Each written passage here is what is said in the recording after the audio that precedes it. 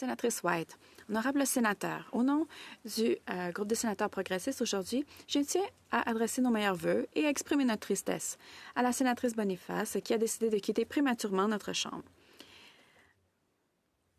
Elle est très consciente de l'importance de la communauté ayant grandi dans une région agricole rurale au nord de Toronto.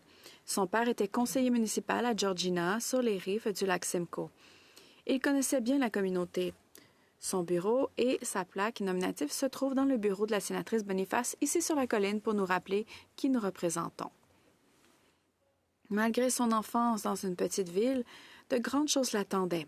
Elle a commencé une carrière dans la police et, comme nous le savons bien, elle a gravi les échelons jusqu'au poste de commissaire de la police provinciale de l'Ontario. Elle ne s'est pas arrêtée là.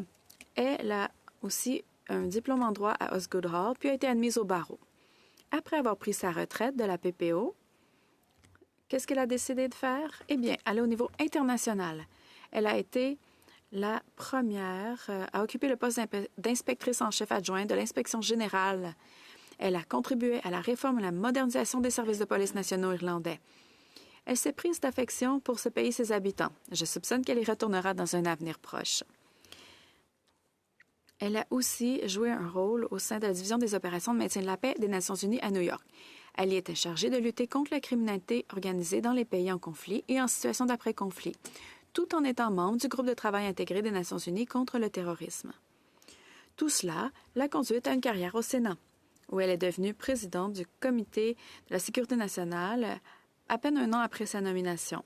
Elle a parrainé la loi sur les conduites avec faculté affaiblie, qui est une loi sœur du projet de loi légalisant le cannabis, et est devenue la première coprésidente sénatoriale d'un comité mixte chargé d'étudier l'application de la loi sur les mesures d'urgence. Selon les mots du sénateur Peter Harder, vous avez lancé votre propre projet de réconciliation dans votre ville natale d'Orillia, favorisant un dialogue continu entre les résidents, autochtones et non autochtones. Ce projet s'est transformé en une initiative autonome et durable. Vous avez atteint les sommets de votre profession et voyagé à travers le monde, mais vous n'avez jamais oublié vos origines et l'importance de la communauté. Votre père serait fier. Sénatrice, nous pourrions parler très longtemps de vos accomplissements, mais je préfère vous remercier au nom de nous tous pour votre pragmatisme, votre sang-froid et votre engagement au service public. Vous nous manquerez beaucoup. Maintenant,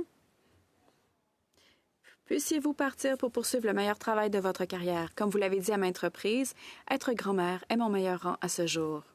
Merci.